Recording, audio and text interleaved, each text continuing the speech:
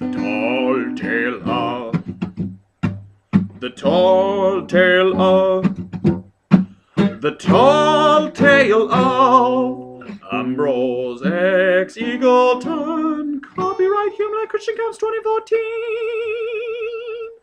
Gather round, folks, and lean in close. Listen on the tip of your toes to the prose of the most engrossing yarn of Ambrose X. Eagleton. Sent on a quest to the Maple Leaf Fort. No ticket, no plane, and no passport. So first he must go to a place he knows. It's the Redwood Camp for Ambrose. To the Redwood Camp he goes. Welcome to Redwood Camp, stranger. Oh, I'm no stranger to these parts. You do look kind of familiar. Well, last time I was here, my name was Sambrose X. Eagleton, but it's Ambrose now, friend. Oh, why the name change? It's not why so much as who. It's father's son, and I'd love to tell you all about him. Oh, now I know who you are. Hey, fellas, it's that Lightbeard that's been causing all that trouble. Hooray, let's kill him with sticks! And then right at that moment, Trooper Stafford steps in. Not on my watch, gentlemen. I'm afraid your well-laid plans will have to wait, 'cause Trooper Stafford's here and he's dressed to the nines. So if you're cruising for a bruising, get in line.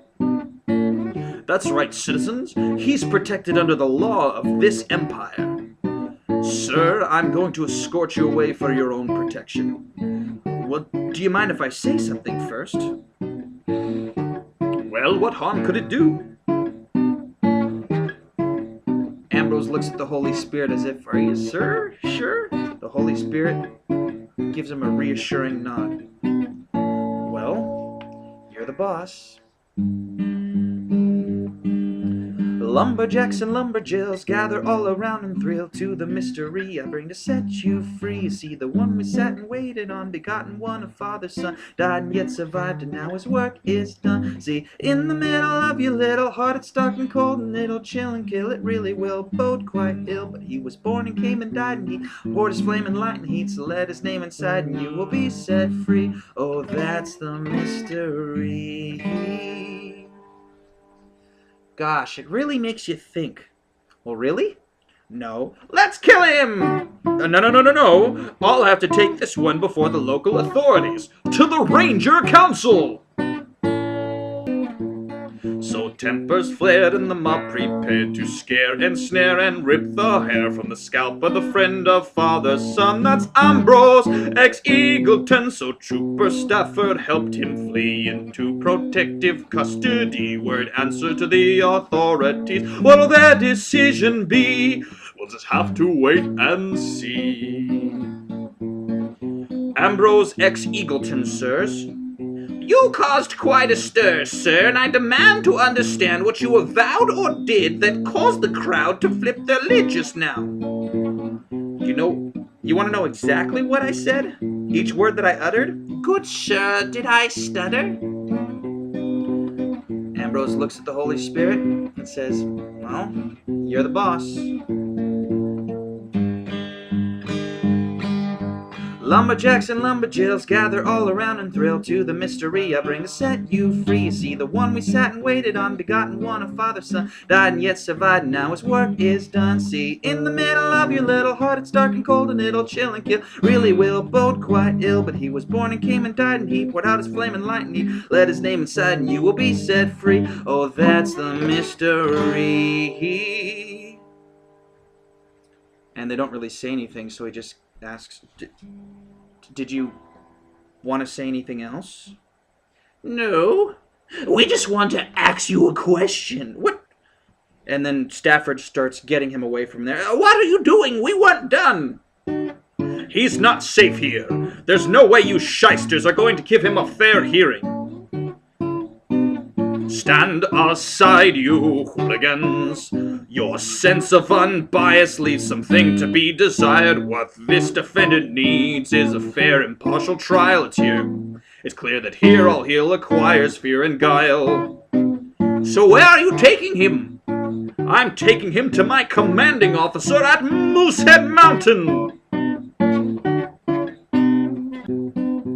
So Trooper Stafford's traveled forth, left Redwood Camp behind, and swore he would reach Moosehead Mountain with Ambrose X. Eagleton. For in that fort there's a man of wits who can sort out this disagreement, and his name is Trooper Felix. So what will come of this? Will he convict or acquit? And then as soon as they get into the room, Trooper Stafford's theme plays, because he's in the presence of a superior officer. Sorry, sir, please pardon me. This man was threatened, beaten, and maimed for things he had proclaimed. The folks in his own town tried to burn him to the ground. It seems to me he needs your legal expertise. Troublemaker, eh? I've heard of these light-beard miscreants trying to stir up discontent among the masses. Rabble-rouser, what? Sir, this man never picked up a weapon. He never attacked or even threatened anyone. He did have a history of violent tendencies, but that was before he became a Lightbeard. Don't be fooled, Trooper. Not all weapons have blades and bullets. Ideas. They can scale castle walls and rock fortresses to their foundations. They spread like disease, grow like a cancer, and then explode like a powder keg. So, what weapons were in your arsenal in Redwood Camp, young fellow? What ideas are now coursing through that town like a plague? Well, out with it, son! What did you tell them? Well, if you insist. Lumberjacks and lumberjills gather all around and thrill to the mystery I bring to set you free. See, the one we sat and waited on, begotten one of father's son, died and yet survived, and now his work is done. See, in the middle of your little heart, starting cold and it'll chill and kill, it really will, both quite ill. But he was born and came and died, and he poured out his flaming lightning, so let his name inside and you will be set free. Oh, that's the mystery.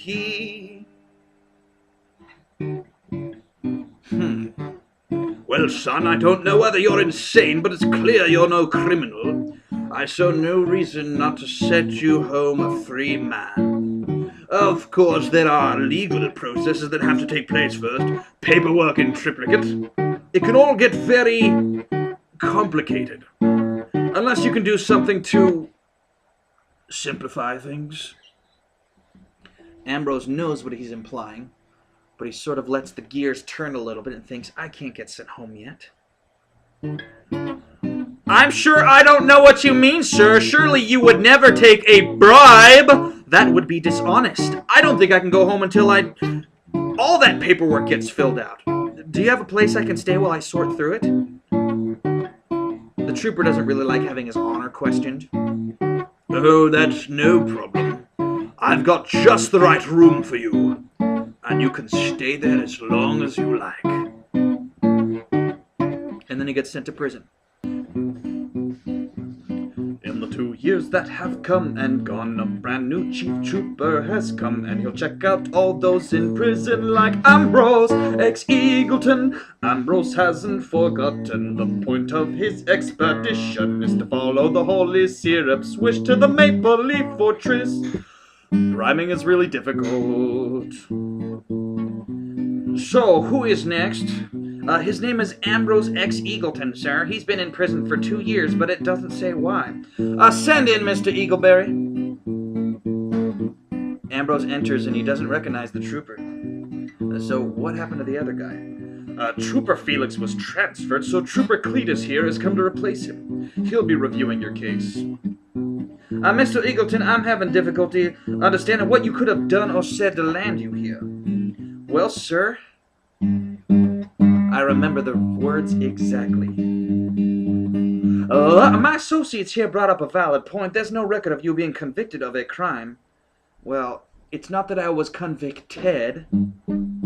It's my sense of conviction. And I've got a song that really sums up my beliefs. And it goes a little something like this. It would seem that you weren't even accused of any particular crime. I find that baffling. Baffling. I was confused once. Lost in a sea of doubt. But I met someone who brought order to the chaos, and this is what I learned. Well, let's not get sidetracked. I'd rather stick to the matter at hand. These records are very detailed, but anything about why you were locked up is curiously vague. Funny, isn't it, how we sometimes think we've got all the details worked out, but at the end of the day, we're missing something. Well, I found it, and I want to share it with you. Oh, that's not necessary. I think I can piece together. This isn't the first log I've had to split. Give me a second, I'll sort it out. So while Trooper Cletus is looking over the file, Ambrose has a little sideways conversation with the Holy Sheriff. What's the deal, Sticky? How can I move forward if this guy won't even let me sing? And besides, wasn't the whole point of all this to get me to the Maple Leaf Fortress? Am I even any closer than I was when I had that nightmare 2 years ago? Sticky just leans in and says his only line of the week. Trust me. I do. Wait, you could talk? And then we get back to Trooper Cletus, and he's still droning on and on in his monotone voice. And since it's clear that there was neither any evidence nor implication of any wrongdoing, I have no choice but to officially drop all charges and declare you innocent. And Ambrose does not want him to finish that sentence, so he backs it up. All charges and declare you innocent. No! No!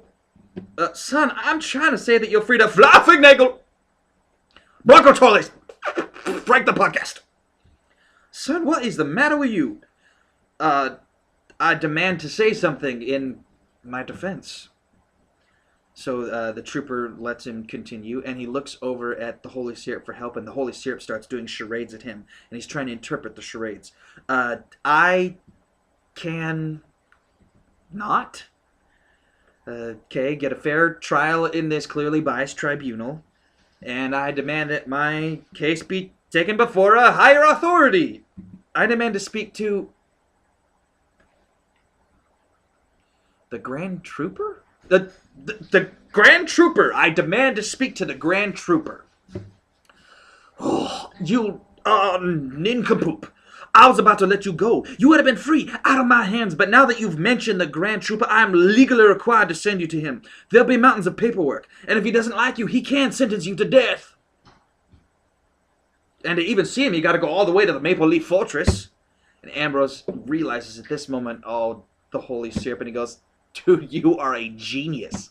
Oh, sorry, sir, please continue. Okay, moron. You're going to meet the Grand Trooper at Maple Leaf Fortress. When you get there, what are you even going to say to him? You know, I was hoping you'd ask. Well, Lumberjacks and Lumberjills gather all around and thrill to the mystery air, bring to set you free. See the one we sat and waiting on, begun one, and Father Son died, and yet so begun now. Work is done, say in the middle of your little heart, starting cold and ill, chill and kill it really will, both quiet ill. He was born and came and died, and he put out a flame and light, and he so let his name aside, and you will be set free. Oh, that's the